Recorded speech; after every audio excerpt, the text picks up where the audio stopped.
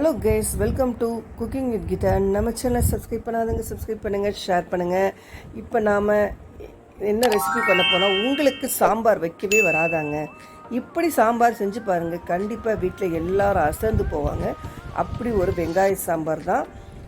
முதல்ல நம்மளுக்கு வர்றது என்ன, சாம்பார் சாதம் தான், ரசம். ஆனால் இன்னும் நிறைய பேருக்கு சாம்பார் வைக்கவே தெரியாது. இந்த மாதிரி சிம்பிளாக காய்கறியை சேர்க்காம வெங்காயத்தை வச்சு நாம் ஒரு முறை நீங்கள் இந்த பக்குவத்தில் வச்சு பாருங்கள். இப்படி சாம்பார் வைக்கும்போது அந்த சாம்பாரே வீட்டில் உள்ளோர் ஊற்றி ஊற்றி குடிப்பாங்க.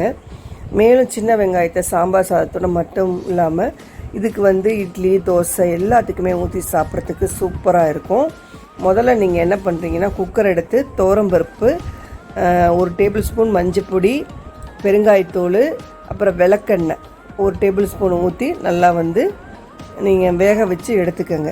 நல்லா பருப்பு ஒரு 4-5 விசிலாவது வரணும். அதான் நல்லா மாவு போல் நல்லா பருப்பானது வெந்து வரும். இப்போ பாருங்கள், கொஞ்சம் கழித்து ஓப்பன் பண்ணி பார்க்கலாம். நல்லா வெந்ததுக்கப்புறம் ஒரு பீட்ரு இந்த மாதிரி இருந்தால் நல்லா மசிச்சு விட்ருங்க. அப்புறம் வெங்காயத்தை நறுக்கி வச்சுருக்கேன், புளி எடுத்து வச்சுருக்கேன். முதல்ல எண்ணெயை நட்டுருங்க. நல்லெண்ணெய் நெய்யும் விட்டு பண்ணும்போது எண்ணமாக அட்டகாசமாக ஒரு வாசனையோட ஒரு சாம்பார் இருக்கும் தெரியுமா. கடுகு 1 டேபிள் ஸ்பூன், வெந்தயம் 1 டேபிள் ஸ்பூன், வெங்காயம், அப்புறம் வரமிளகாய், கருவேப்பிலை எல்லாத்தையும் போட்டுருங்க. இன்னும் பச்சை மிளகாய் இருந்தால் கூட போடுங்க, என்கிட்ட இல்லை, நல்லா போடலை. தக்காளி பழுத்து நல்லா போட்டு, பெருங்காயத்தூளையும் போட்டு, சாம்பார் பொடியும் போட்டு, நல்லா உப்பையும் போட்டு வதக்குன்னு வதக்கிடுங்க இந்த பச்சை வாடை போகிற அளவுக்கு. அதுக்கப்புறம் நம்ம வேக வச்ச பருப்பு இருக்குது பார்த்திங்களா, அந்த பருப்பையும் அதோடு சேர்த்து ஊற்றிடணும்.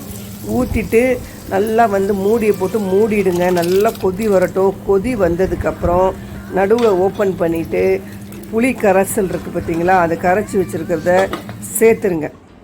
சேர்த்துட்டு நான் நாட்டு சக்கரை கொஞ்சம் இனிச்சிட்டு நல்லா சூப்பராக இருக்கும் சாம்பார். இந்த ஹோட்டல் சாம்பார் மாதிரி அந்த அளவு டேஸ்ட்டாக இருக்குங்க. இதுக்கு இட்லிக்கு, தோசைக்கு எல்லாத்துக்குமே ஒரு காம்பினேஷன். பொங்கல் பண்ணாலும் சரி, எல்லாத்துக்குமே ஒரு சூப்பரான சாம்பார். காலம்பரை நீங்கள் சாம்பார் வச்சா போகிறோம், நைட்டு வரைக்கும் இதை வச்சு ஓட்டிக்கலாம். டிஃபனை கொண்டு முடிச்சிடலான்னு வச்சுக்கோங்க. அந்த அளவுக்கு டேஸ்ட்டாக சூப்பராக டக்கராக இருக்கும்.